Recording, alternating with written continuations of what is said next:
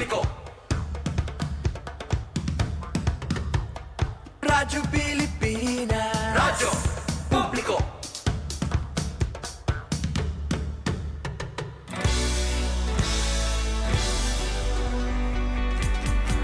Mahalagang mga balita, napapanahong impormasyon. Kami ang inyong gabay pag may bagyo at sakuna. Serbisyo ng gobyerno kapag may nangangailangan. Mga proyekto ng Pangulo, damang-dama ang pagmamahal niya. Tulay ng mga hinaing, ang problema ng bayan ating lulutasin. Tulay sa himpapawid, tulay ng pagbabago. Radyo Pilipinas, Radyo Publiko, ng bagong Pilipinas. Radyo Publiko, Radyo Pilipinas, Radyo Publiko, ng bagong Pilipino. Mga proyekto ng Pangulo, damang-dama ang pagmamahal niya. Radyo Pilipinas, Radyo Publiko, ang boses ng Pangulo.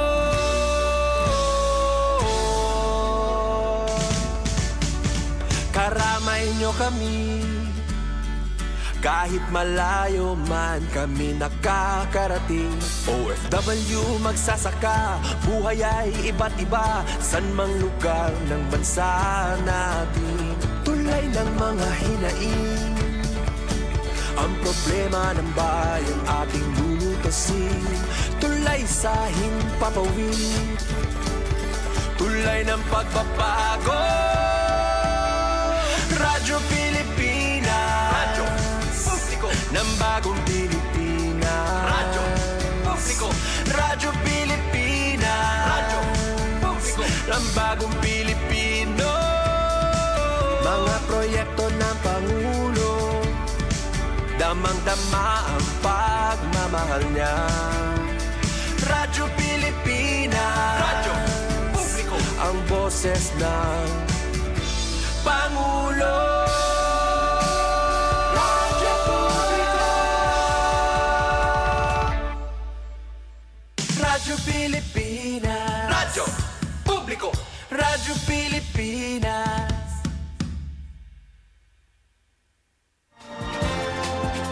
Oras na ingato na sa 7 minutos naglabay sa alas 4.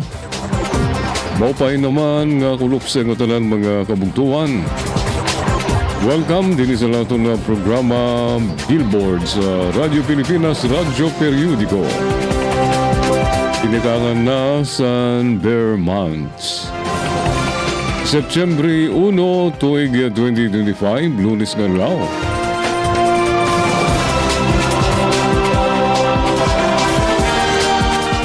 So, hain man kami na naman iyo dinhimo. Duyugan niyo aksay sining programa Billboard sa natin mga notisya. Mga informasyon. Kaupod ko sa control si Monet Perito, si Engineer Joven Cardenas. Ako naman iyusan kay isurugon sa kanginan Jean Nabilon nga mga kaupod niyo tugtog alas 5.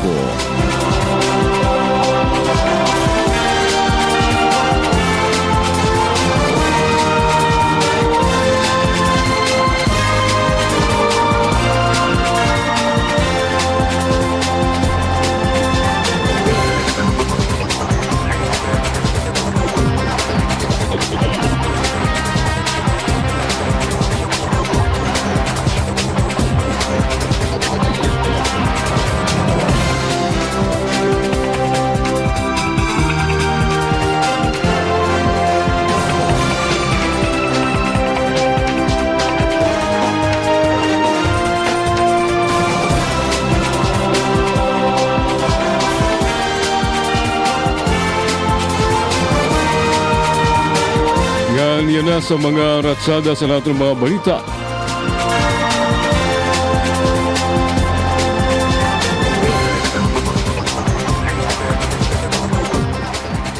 Siringsan DILG, waray kasulod sa eskwelahan ng trabaho sa National Capital Region. Yan perang probinsya. Yan ang adlaw sa Lunes, September 1. Walang pasok.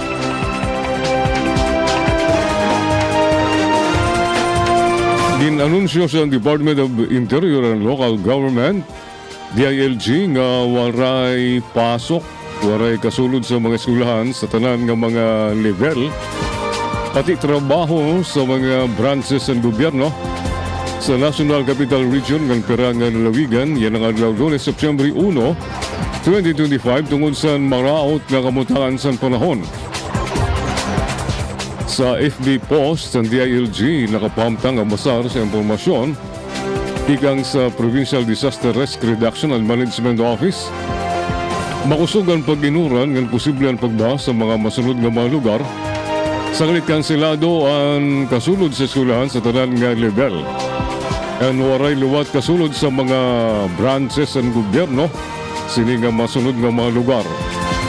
NCR, National Capital Region, Cavite, Bulacan, Laguna, Quezon, Camarines Norte, Camarines Sur, Albay, Catanduanes, Sorsogon, Masbate, pati dito sa Northern Samar, waray klase ngan waray kasulod sa mga opisina dito sa Northern Samar. Occidental Mindoro, Antique, Negros Occidental, Pampanga ngan Rizal.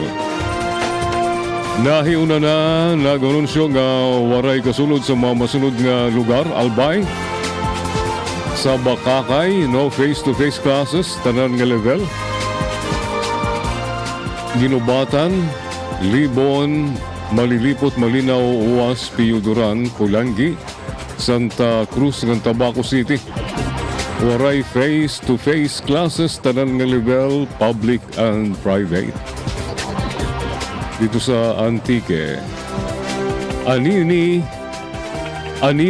waray face-to-face classes. Bugasong, Patnungon, Sibalon, Tibiao, Tubias sa Corner, University of Antique System. Waray face-to-face classes. Sa Negros Occidental, Kawayan, Himamaylan, Isabela, Kabangkalan.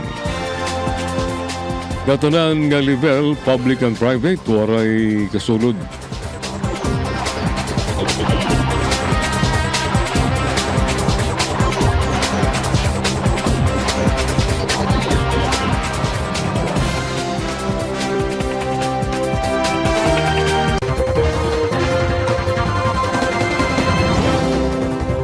Balasahan sa DPWH na mumuro sa paglingkod ni Dizon bilang pinuno sa DPWH.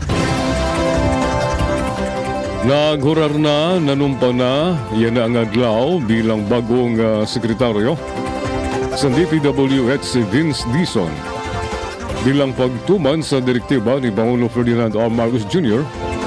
na baguhon i-reforma ang DPWH. Siring ni Dizon nga ginmando niya nga mag-courtesy resignation. Ang tanan nga mga opisyal sinitigang sa giatasi tubtob sa mga district engineer. Sa usa nga palas press briefing siring ni Dizon nga ipatutupad niya dayon ang mando sa masunod nga adlaw. Sumala sa iya i-execute kadagbitan sunod nga adlaw.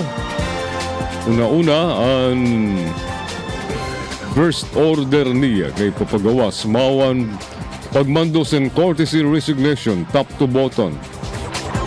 Undersecretary, ASIC, Division Head, Regional Director, Tubtob District Engineer sa Bugos ng Nasud. Ini ano na una nga mando nga karoy ipagawas sa natong Pangulo sa Malacan Dizon. Aparte daw ini sa pagsugot niya sa mando ni Pangulo Marcos nga maghimos ang clean sweep sa DPWH. Paglilinis, yan po ang unang-unang direktiba ng ating Pangulo. Nausap ko po kami ng matagal kanina At ang sabi niya, linisin ang DPWH, explikar niya. Papailarom daw sa masusi nga pag-imbestigar ang mga opisyal nga ang tauhan kauman magsumiter sa nira courtesy resignation para matudlok ang mga magupay magtrabaho. Natuod sira nga damo ang mga magupay nga magagaling nga empleyado sa ang DPWH. Ang mando sa naton Pangulo Bilngon sira. Nga sira ni butang sa mga sensitibo nga importante nga posisyon dugang ni Dison. Udungan sinigi siguro ni Dison nga ginpapalagutin ang mga nadadabi sa mga manuwalyang proyekto. Sugad na sa mga ghost project. Diri magkakamada sa mga sugad nga klase nga proyekto kung waray pangunsabo sulod sa DPWH sa Malasaya. Unanusa nga project ang inop ika nga sa naton Pangulo, ghost project, diri pwede nga waray tao sa DPWH nga nag-sign off sa siton nga proyekto. Tungod kay labi, adton pananglitan, adton ginkadto sa aton Pangulo sa Bulacan. Adton diri na-eksister nga proyekto. Pinapakita pa po ng Pangulo yung mga resibo na ibinayad sa mga kontraktor. Ano na baydan, nanusa nga proyekto nga inoplangayan nga waray naman good di rin eksister sa ring ni Dison. Sumalakan Dison, bibilngon, tatanggalon sa pwesto nga kakasuan kung sino man ang malutaw nga taga DPWH nga kaunsabo sa nasabing anomalya. Una sinigibhayag sa Malacanang nga gigarawat sa Pangulo ang pag-resign sa pwesto ni Manuel Bunuan bilang pinuno sa DPWH nga epektibo September 1, 2025. Sigun kan Pangulo Marcos, gingarawat niya ang resignasyon ni Bunuan tungod sa usapin sa command responsibilities kasumpay sa mga questionable nga proyekto sa DPWH. Kasunod sa mga nagawasan nga report, party sa naisumat nga mga magluyag and ghost nga flood control projects.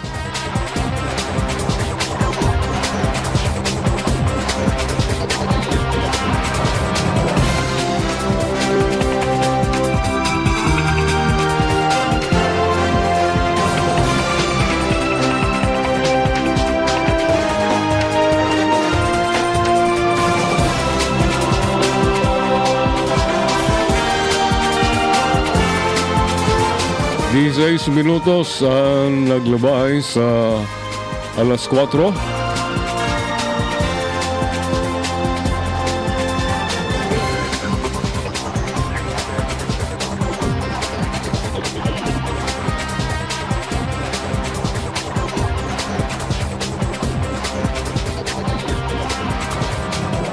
Nga na bueno sa iba pa naton nga mga balita kasanggayan. 9 anyos nga bata patay kauman mahulog sa kanal nga malumos dito sa Rizal. Patay ang usa nga 9 anyos nga bata kauman siya mahulog sa kanal nga malumos sa Taytay Rizal. Sa report din siring natubon insidente sa tun Miyerkules kundi nakuhaan sa CCTV ang paghahulog sa bata sa kanal. Naging pahirapan ang pagbibiling sa notoridad sa bata durot sa makusog nga paguran. Waray pag-iya bangkay na sa madiskubriyan ng bata. Positibo siya nga ginkilala sa niya pamilya nga makikita ang mga nakabot niya nga samad kauman ini mahulog. Waray pa maghatag sa payag ang pamilya sa bata.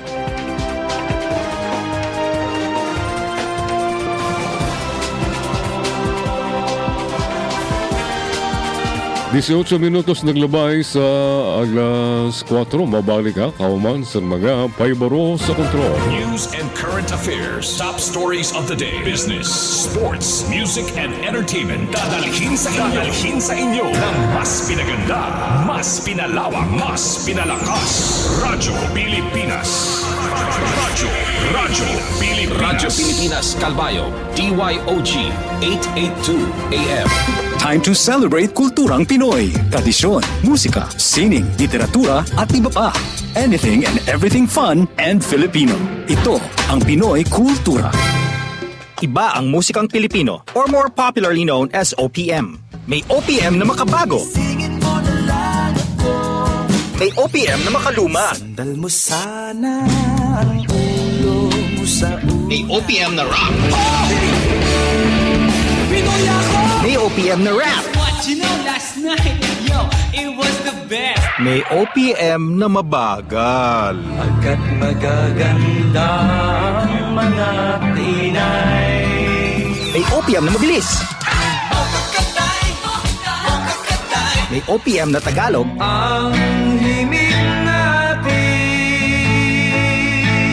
May OPM na English. Bahagi ng ating kultura, noon, ngayon at magpakailanman. Anumang OPM ang hanap mo, isa lang ang masasabi ko.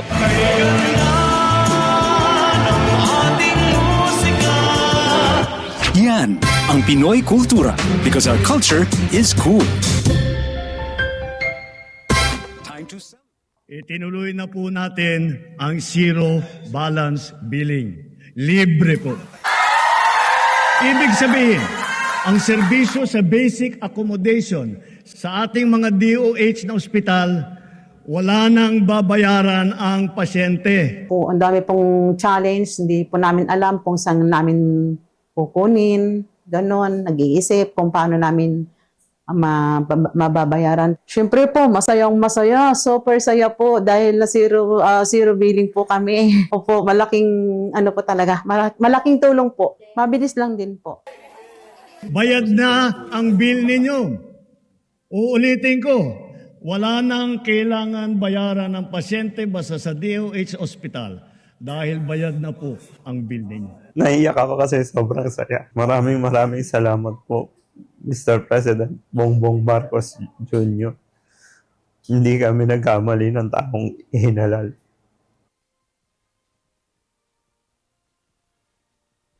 Alright, padayon kita kasanggayan din sa natong programa Billboard Radyo Periodiko. Gadi naman kita sa opinion pages na mga panadlaw-adlaw ng mga national dailies atong mga periodiko sa Manila. Adiyan mga paunang mga issues yan na mababasahan sa opinion column, opinion page sa mga pahayagan.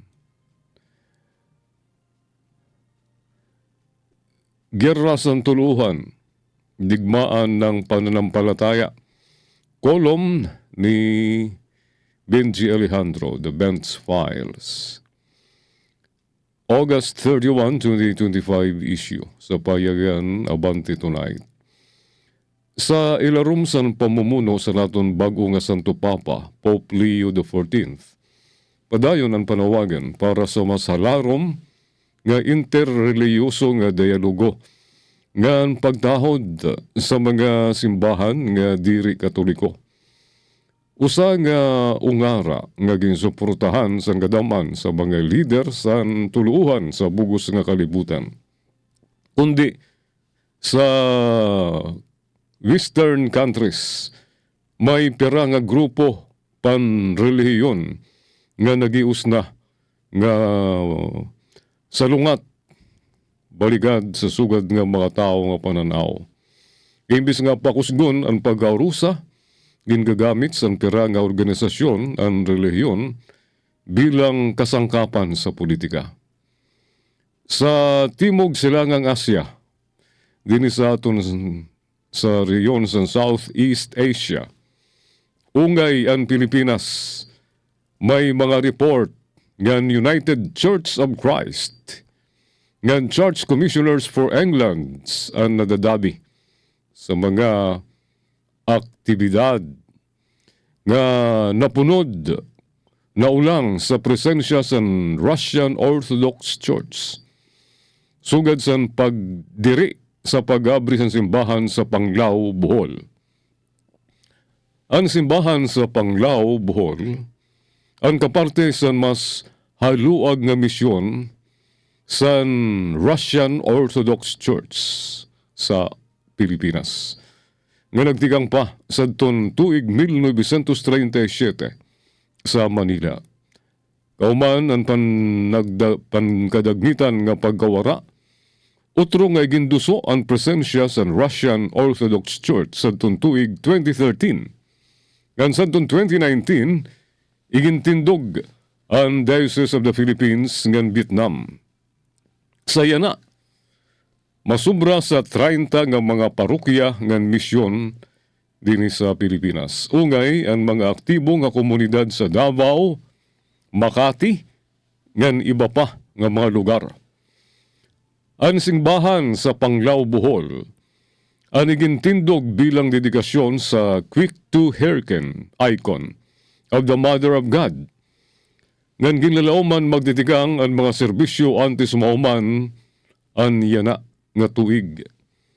Kundi sa luyosan panuyo espiritual, may mga grupo panreliyon tikang sa West nga natipa na diri sa proyekto. Ungay ang All Ukrainian Council of Churches and Religious Organizations, UCCRO. Sigun sa irapayag, ang Russian Orthodox Church ang kuno naghatag san reliyoso nga rason sa gyera sa Russia kontra sa Ukraine. Usa nga akusasyon nga may halarom nga implikasyon pampolitika. Ang sungad nga gios ang ungay sa mga patakaran kontra Russia sa Washington, London ngan Brussels. Ginagamit ang mga NGO ngan organisasyon gawang-gawa sa pagpapasarang sa propaganda para pugngan ang pakigbuligay sa Moscow sa mga nasud ngan may banan ang impluensya sa larangan sa reliyon. Sa luyo, sa limitado nga presensya sa Russian Orthodox Church sa rehiyon, klarado ang mga pitad kontra dinhi ang may panuyo pampolitika. Ang mga mulupyo ang una na apiktaran, mas satanan. Sa ilarom sa prinsipyo ni Pangulo Ferdinand R. Marcos Jr. nga friends to all, enemy to no one. Sangkayon ang nga tanan, waray igtratar nga kaaway. Naangay la nga tipahan sa gobyerno ngan sa mga lokal nga komunidad ang anuman nga mapanrubat nga aktibidad kontra sa sinuman nga grupo panreliyon na anuman ang gintikangan sini. Amad to ang The Bench Files ni Benji Alejandro, August 31, 2025 issue sa Nabante Tonight. 27 minutos naglabay sa alas 4. Sa kolom ni Edwin Balasa, for the record, siring ni Torre, ayaw wak niyo kaluuyi. Huwag niyo akong kaawaan, ni siring ni Torre. Abante Tonight nga periodiko, August 30, 2025 issue. Kahuman nanupat kadlaw sa maliwanan sa pwesto bilang PNP chief si General Nicolas Torre III, nagyakan ini pinagisan video nga igin-post niya sa iya Facebook account sa tungo Biyernes. Siring niya, una sa lahat, maraming salamat sa aking mga taga-suporta. Ramdam ko ang inyong pagmamahal at tiwala. Sa gitna ng lahat ng naganap at nagaganap, ang inyong mga salita at panalangin ang nagsisilbi at magsisilbing lakas at inspirasyon ko. Siring ni Torre sa iya FB account.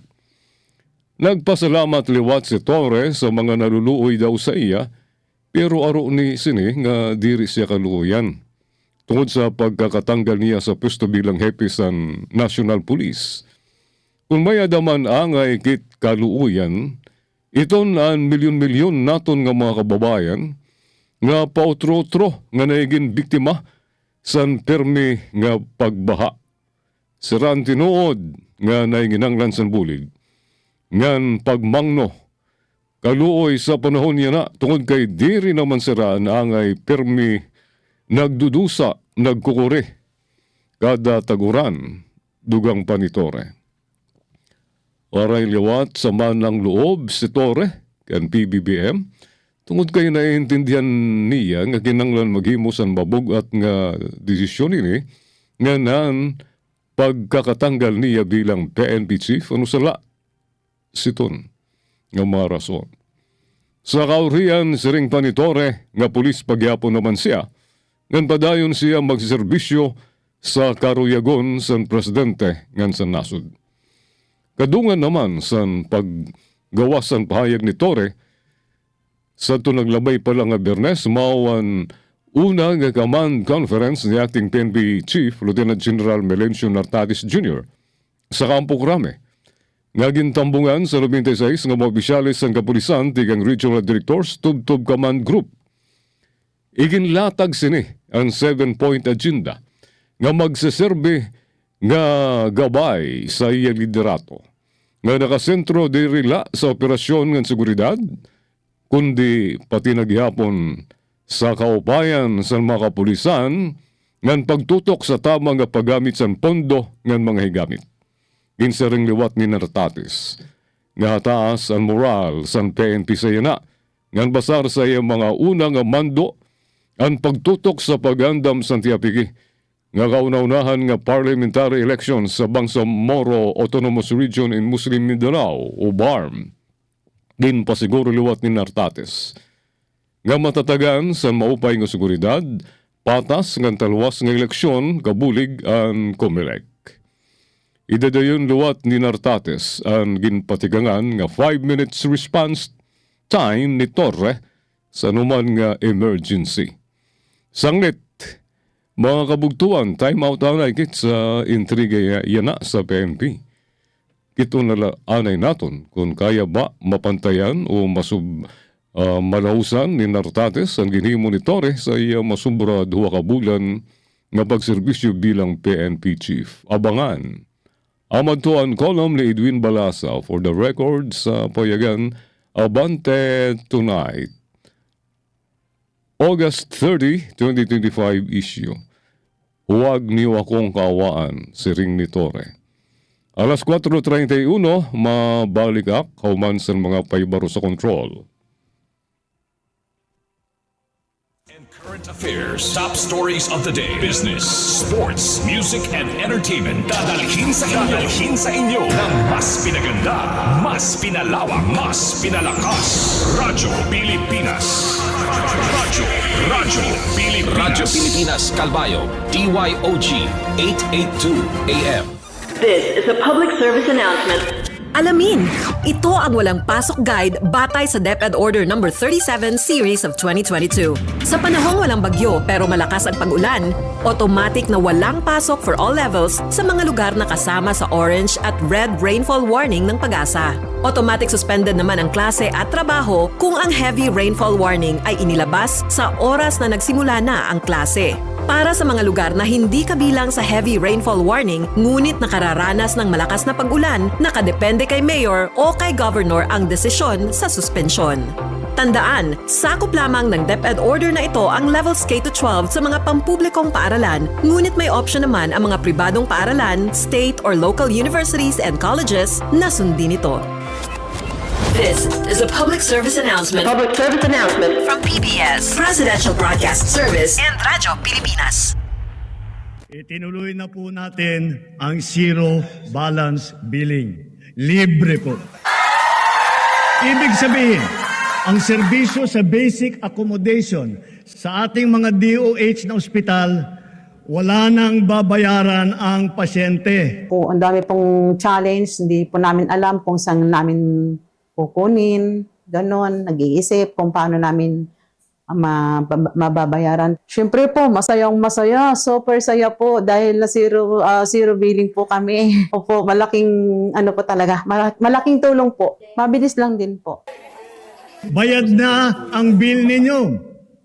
Uulitin ko, wala nang kailangan bayaran ng pasyente basta sa DOH Hospital dahil bayad na po ang bill ninyo. Naiyak ako kasi sobrang saya. Maraming salamat po, Mr. President Bongbong Marcos Jr. Hindi kami nagkamali ng taong ihinalal.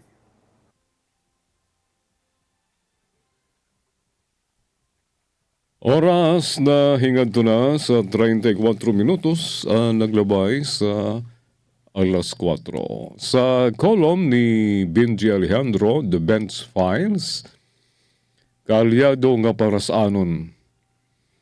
August 27, 2025 issues of Abante Tonight. Samtang padayon ngay ginduduso sa Amerika ang mga inisyatibang pankahimyangan sa Ukraine. Kapansin-pansin, ang klarado nga kawarayan san interes san administrasyon Trump sa paghatag san direkta nga bulig militar sa Kiev, Kapitolyo san Ukraine. Sa sugad nga kamutangan, ang bugat nga garastuson pinansyal ang ginalauman papasanon sa mga nasod nga kaapi sa European Union. Usa nga pitad nga baga gintuyo nga ipasa sa Estados Unidos. Imbis nga maghatag san bulig, plano san Washington nga ibaligyan mga armas sa Ukraine sa mas hataas nga presyo. Pinagi san ginatawag sini nga junior partners. Sa sini nga proseso, ginbabaliwara ang kaubayan sa mga kaalyado sini nga Europeo. Nga baga, gintuturing nala bilang tagapamagitan, taga-butnga sa negosyo militar. Diri maililikaw nga ang mga pitad sa Estados Unidos ang gingagabayan sa interes sa kalugaringon nga industriya sa dipinsa. Imbis nga kiton iduso mahipatuman ang kahimyangan, mas gintatagan importansya ang kita. Tigang sa pagbaligya sa normas nga gamit militar pakadto European Union para sa Kiev. Kwarta na lang ay yan. Ang importante para kan Uncle Sam, diri na ngayon kahimyangan, pangkalibutan, kahimyangan sa bugos ng kalibutan. Negosyo na lang ngayon ini. Sa ilalim san kasunduan ang mga produkto ng European Union nga masulod sa Amerika ang papailarom sa 15% nga tarifa. Usa nga klarado nga pabor sa ekonomiya sa Amerika. Samtang ginabrihan sa Europa ang mga merkado sini para sa mga produkto sa Amerika nga baga usa nga pitad pakadto sa mas halarom nga dominasyon. Panuyo sa White House nga paluyahon ang Europa ngan pasunurin ini sa mga dikta pan-ekonomiya.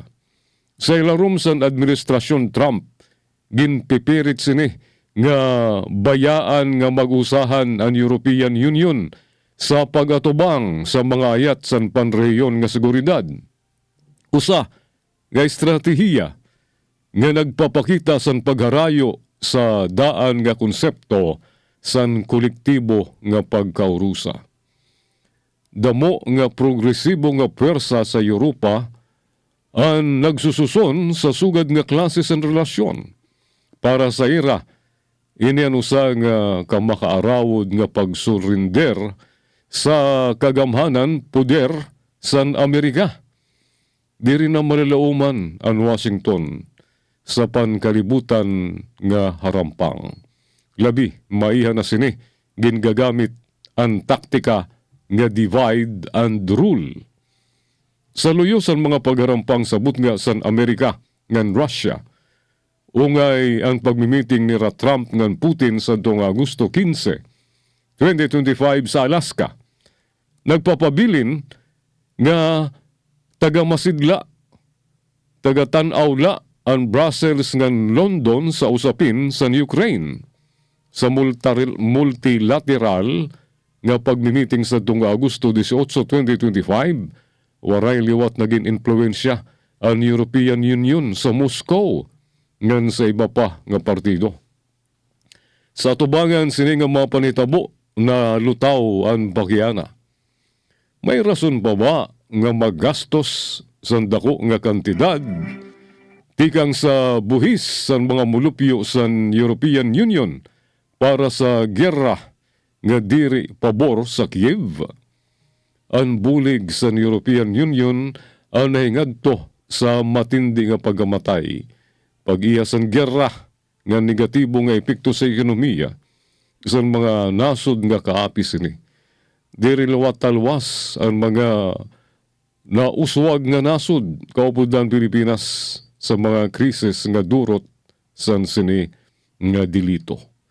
Mas ginpili ni Trump ang direkta nga pagharampang pakighampang kan Putin nga nagdidiri nga magpatupad san kadugangan nga sirot sa Russia. Samantala, samtang padayon ng Brussels sa pagpapataw sa mga waray pulos nga parusa, sirot, nga labila nagpapaggrabe sa trahedya sa Ukraine. Sa pakikipag-ugnayan sa Pilipinas sa Amerika, angay kiton, angay timbangon sa gobyerno ang tensyon sabot nga sa Washington, Brussels, ng London. Sa tubangan sa utro nga pagkasangkay o nagsiring may adanapitad nga magigsangkay ang Amerika ng Russia, magsarangkay na iniyana nga duwa nga nasod, ngan nagtitigagrabe nga sitwasyon sa gyera na angayla nga utro surion sa Maynila ang Foreign Affairs sini. Patakaran panggawas. Panahon na. Agud pakusgon ang ugnayan sa Moscow sa larangan sa kalakalan, enerhiya, agrikultura, ngan iba pa. Amod to ang nagkolom ni Benji Alejandro, The Bent's Files. 41 minutos ang naglabay sa alas 4. Nga na bueno, nga di kita sa ibang pahayagan mga kasanghayan, di naman kita sa abante, una sa balita.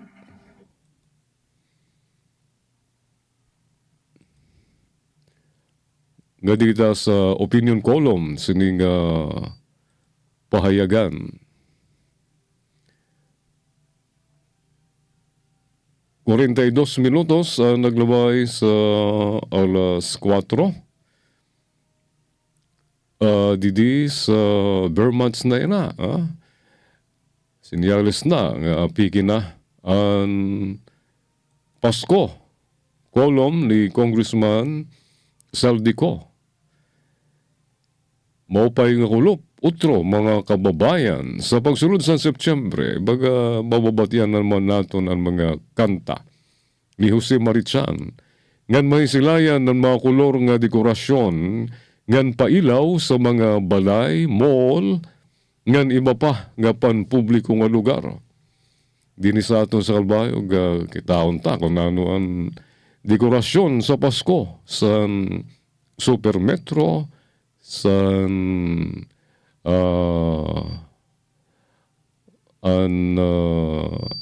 usapa nga mall, agaysano nga didi sa atubangan sa Niaga Park o mga iba pa nga mga establishmento. Dagko nga tindahan, ito naton kung ano ang ira mga pailaw, ang ira mga Christmas decoration, itaon ta. Nga di naman sa Niaga Park, nga bago yan na, nga ginupay pala. Tinangdan apurahon na, kay Septyembre na. Julio Cardinal Rosales Plaza. Itaon ta, kung nano iton pa-aanyagun sa City Hall. Kakaiba talaga ang pakiramdam kung nasulod na ang unang bear month sa tuig. Isinupat ka bulan pa antes umabot ang Pasko, Disyembre. Yan na pala, ginandaman na ini sa naton mga kababayan. Sa Pilipinas lagod, maabat ang pinakamatimprano, ngan pinakahalaba nga pagselebrar sa Pasko. Marahil, tungod kay gadaman sa aton ang mga Kristiyano. Nagpapasalamat kit kan Hesukristo tungod kay gintalwas niya ang sanlibutan. Dito sa Legazpi City sa tuong Agosto 21 pa, nagdigang na magselebrar ang mga taga Bicol tungod sa Ibalong Festival nga mag-ihi at tubtob September 6.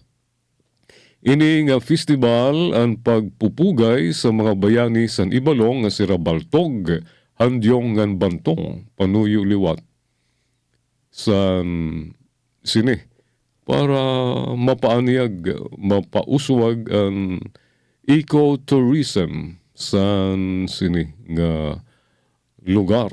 Amod to kasanggayan ang kolom ni Congressman Rizaldi Ko, Bicolano ako sa pahayagan. Abante o na sa balita. 15 minutos antes ang alas 5. Mabalik ka kauman sa mga paibaro sa kontrol. News and current affairs. Top stories of the day. Business, sports, music, and entertainment. Dadalhin sa inyo ng mas pinaganda, mas pinalawak, mas pinalakas. Radyo Pilipinas. Radyo Pilipinas. Radyo Pilipinas Calbayo, DYOG 882 AM. Sa ASEAN, iisa ang laban pagdating sa kalusugan. Kaya't ang banta sa isa ay banta sa buong riyon. Ito ang diwa ng One Region, One Health.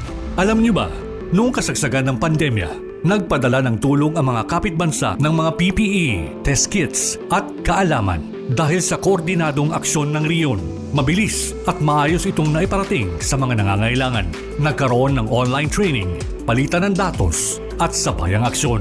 Bawat bansa alam ang susunod na hakbang kahit magkakaiba ng hamon. Nagkaisa rin ang mga scientists at health workers mula sa iba't ibang bansa. Nagtulungan sila sa pagbabahagi ng research, pagbuo ng solusyon at pagtuturo para mas mapabilis ang tugon. At hindi lang kalusugan ng tao ang mahalaga. Minsan, ang sakit ay nagmumula sa hayop o kapaligiran. Lahat naramdaman natin yung impact ng COVID sa ating day-to-day living. And sabi nga nila is yung COVID may have come from bats na tumalon sa ibang species and then eventually sa humans. So nagkaroon tayo ng ganung klaseng awareness na ang biodiversity loss, pag nangalaga tayo ng kalikasan natin, it can actually support our efforts to prevent in the long term yung mga zoonotic diseases or mga pandemic. Kaya mahalaga ang kabuuang pagtingin sa kalusugan ng tao, hayop at kalikasan o ang tinatawag na One Health. Isa itong pagtutulungang paraan para sabay-sabay mapangalagaan ang lahat ng ito, lalo na laban sa mga bagong sakit, resistensya sa gamot at epekto ng climate change. Dahil sa ASEAN, mas mabilis ang tulong, mas handa tayo at mas ligtas ang bawat isa sa riyon. One Region, One Health. Oras 13 minutos antes ng alas 5. Ngadi kita sa kolom ni Boyet Hadulco for the record. Sinibak sa katiwalian sa Abante Una sa Balita, August 29, 2025 issue. May nakaabot sa aton nga impormasyon nga duwa nga opisyales sa Malacañang ang gintanggal daw tungod sa katiwalian, pangungurakot ngan sa pag-abuso sa era posisyon. Ang duwa ang nakabalhin naman sa trabaho sa Kamara de Representantes. Usa sa era ang natudlok nga Chief of Staff sa nusa nga poderoso nga Congresswoman. Samtang anusa, ang nada sa opisina naman sa nusa nga taas nga lider sa Kamara. Nagbanta daw ang duha nga bubulsan nira ang opisyal sa Malacañang nga maon utok sa pagpatalsik sa ira. Pero kabulan na ang naglabay. Nakakuha sa padrino ang duha para makabalhin sa kamara ngan posible diri daw nahibabaruan sa duwa nga kongresista ang kontrobersiya nga gindadabihan sa mga ex-Malacanang official. Basar sa mga reklamo nga nakarawat sa Malacanang, ini nga duwa ang nahilalambing daw sa koleksyon tigang sa kontratista. Ginkakaltasan daw sa 20 at 30% ang mga kontratista nga ungay sa infrastructure projects, samtang sa soft projects, sugad sa assistance to individuals in crisis situation, IX, umabot sa napulo, nga do sa 15% ang ginaro. Ginsisiring ginbabago sa duha ang listahan sa mga proyekto sa LGU ngan mga kongresista antes isumiter sa DPWH ngan Department of Budget and Management.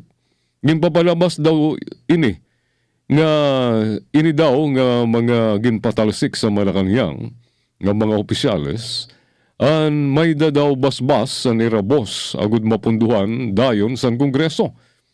Kung napunduhan ang proyekto, mismo sa nga duha na daw ang nakikigmeeting sa mga kontratista agud mangaro sa salapi para sa irabos. Nabisto ang nira kickback scheme sa magsumbong sa Malacanang ang irang mga nabiktima. Usa sa nagreklamo, maunusa nga mayor nga kaalyado sa nusa nga taas nga opisyal sa Malacanang. Ginaruan daw siya sa duwa sa 20% nga komisyon gamit ang ngaran sa nirabos. Kung nagkataon nga da sa Malacanang panduha, mahagip ini sa lifestyle check. Maigo sa nga duwa sa lifestyle check nga ginmando ni PBBM sa nga tanan nga opisyal sa gobyerno.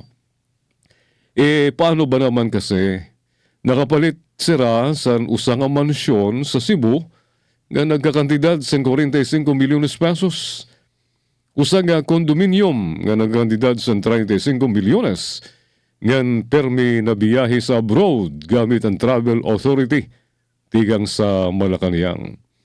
Di relayton, may koleksyon liwat sira sa marahalon nga gamit sugad sa Hermes, Chanel, Bottega, Gucci, Prada, Louis, ngan Dior. Ang balita naton, iimbestigaran na ang favorite contractor sa duha tungod sa pagkaidabi sa mga manumalyang flood control project sa Mindanao sa luyusan pagkatalsik sa ira. Damo nga anay kaupod nira sa Malacanang ang nagpapakyana kung kay nano nahibalhin dayon sa trabaho ang duha. Diri daw kasi ini nakabulig sa inisyatiba ni Pangulong Marcos nga masiligan ang mga kurakot nga empleyado nga opisyal sa gobyerno. Amad to ang kolom ni Boyet Hadulco. For the record, sinibak sa katiwalian sa pahayagan, abante una sa balita. August 29, 2025 issue. Ngan bueno, magtutula naman kit. Ang mga pangurakot sa DPWH, tula ni Wilson Lee Flores, sa Yakolom, kwentong panadero. DPWH, daming pera, walang hiya. Sa payagan, abante, una sa balita, August 30, 2025 issue. Satire ini. Satire ng bayan na nalulumos sa pangawat sa manggad sa lapi sa aton nasud. Adi ini nga tula ni Wilson Lee Flores sa DPWH ang salapi ilog na walang habas, walang habas, ngunit proyekto'y bula, winasak, naglahong wasak. Bilyones na pondo nilustay sa pagbubutas, habang paaralan ay butas, ulan ang luhang kumakalas. Kontratistang AAA daw, ituloy ginintuan. Ngunit kalsaday durog, bakal bulok, aspalto'y patungan. Ghost projects sa papel lang sumasayaw. Kickback ang reyna, konsensya'y saranggola sa impyernong nagwawagayway. SUV na mga kintab, sapatos na Italiano, buwayang nakatawa, magsasakay gutom, tuhod ay palaging nakaluhod. Thou shall not steal, sigaw ng banal, ngunit kaban ng bayan, altar ng kasakiman at sugal. Kung nakaw ay bawasan, may gagaling na may sakit, di nauutang sa 5-6, pusong sugatan ay muling sisiglat bibihis. Kung luhoy supilin, kapritso'y siluin, silid-aralan ang tutubo, karangalan ang haligi, katapatan ang dingding. Saan napunta ang eskwelang adhika ng kabataan? Ang tulay na pangako'y bangungot na ng kasinungalingan. Ospital na dapat may gamot na mura, sa ledger lang nakatala, multong nilamon ng balintuna. Ngunit bayan ay gising, may apoy na nagliliyab, pumupukpok ng katotohanan, di natitinag sa hirap. Trilyon ang ninakaw sa flood control na palabas, bakit ang nayon ay libingan ng baha? Saan ang lunas? Ilan sa mga lider, budhe di nababali? Politika ba'y intablado ng sinungaling na mananalumpati? Ngunit tapang na tunay, gulugod na bakal, ang magnanakaw ay gagawing multo ng kasaysayan, tuluyang maglahot mawalay. Kaya't ito'y panawagan, sumpang dapat pakinggan. Ang pera ng bayan sa bayan lang magtagal. Hindi sa bulsa ng ganid, hindi sa baul ng hunghang, kundi sa bukang liwayway ng silangan, bagong umagang sisilang. Kung sila'y lumubog sa salapit kasinungalingan, bayan ay aangat sa araw ng paglayat kalayaan. Amaduan tula ni Wilson Lee Flores ay kolom Kwentong Panadero sa Abante, una sa balita. August 30, 2025 issue. Alright, 3 minutos antes kita mag alas 5, naroon na daulaan may hingaduan sa naton National Highway din sa Samar. Magpapasigi pa ba ini nga pinirila nga mga rubat nga kalsada ang imbis nga san regional office ang DPWH kay ilang naman mag courtesy resignation sira san bag-o nga DPWH secretary. Yan na kay iba na ang DPWH secretary. May reklamo nga ni ang mga media organization kontra sa regional director sa DPWH warin na itong gamit tungkol kay ginpapak-courtesy resignation ni Secretary Dizon ang ngatanan ng mga regional directors ng DPWH. Kunta, mabago na ini kay ini nga itong regional director sira nakaput sa pagpaupay sa sigad rehabilitation sa National Highway din sa aton sa Samar kurila kay ang mga buyod nga aspaltado nga mga dalan ginrungkab natulugod nga mga diri buyod ginpapasagdan kita ala ito nga itong kalsada dito sa Gandara sigad pa ba iton? Ano kunta mabag-o na niya na nga pakurti si resignation tanan nga regional director pati district engineer. Kunta yan na nga si Dison na magamay man kunta maging epektibo man untay ni nga pagbabago nida sa DPWH matagal na unta.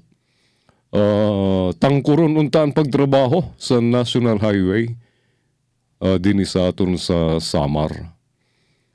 Nga kita sa Filipino Star ngayon,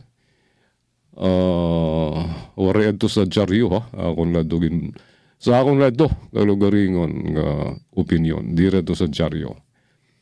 Parte din sa Samar. Editorial sa sininga payagan gisahon na ang 15 nga mga kontraktor ng mga kakunsabo nga DPWH officials. Pero mas maupay adi. Mas type ko di basahon nga usang kolom didi. Parti kan Chis Escudero. Inigod na nahisinahan sa mga katauhan Pilipino nga naghingita kasabot nira kakakita na sila sa TV nga gingigisa si BP Sara. Waray man ngayon gyapon kaya kung sabo niya si Chis Escudero maugod ng pinakadirektor nga diri madayon ining impeachment trial. Yan na ding basahon naton ining column sa Filipino Star ngayon. Escudero sabit sa 30 milyones nga kontribusyon sa 2022. Kolom ni Jarius Bundok.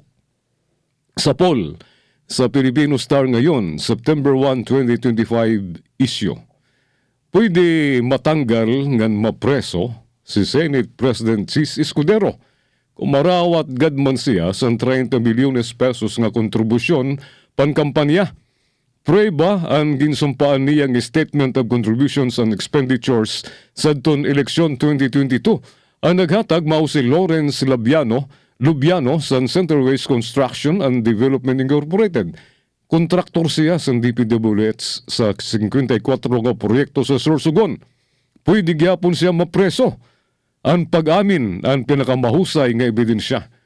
Waray na palang-alang pa, waray na patumpik-tumpik pa. Talsik dayon, ngan preso gud dayon. Forthwith. Ang kontribusyon tigan sa sinumpaan nga kontratista ang nagtatala pas sa Omnibus Election Code Section 95 Paragraph C siring ni Attorney Romy Macalintal. Labag liwat sa Comelec Resolution 10772 sa halalan 2022 ngan 11.10.9 sa halalan 2025.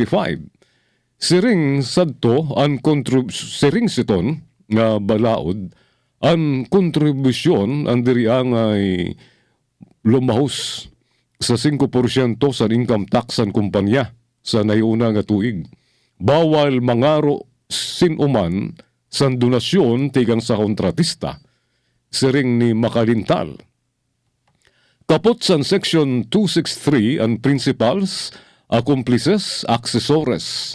Sa Section 264 ang sirot ang preso, sinusa. Tubtub-unom katuig, talsik, ngan bawal na may pwesto otro. Pwede mag-imbestiga dayon ng Comelec ngan kaso sa pagtalapas, mag-akusar sa pagtalapas sa code, siring ni Macalintal. Pero nagkukuli na naman si Comelec Chairman, nangulit na naman si Comelec Chairman George Garcia sa pagpapatupad sa balaod. Sa press interviews, igin pahiwatig niya nga angay may iba nga magdemanda. Iwas pusoy pirmi si Garcia. Sa kaso ni Congresswoman Yeda Romualdez, Mrs. ni Speaker Martin Romualdez, siring ni Garcia, waray siya may himo. Gintalapas ni Romualdez ang konstitusyon ngan balaod nga naglilimita sa sinuman nga kongresista sa tulong nga sa gunsol nga terminula.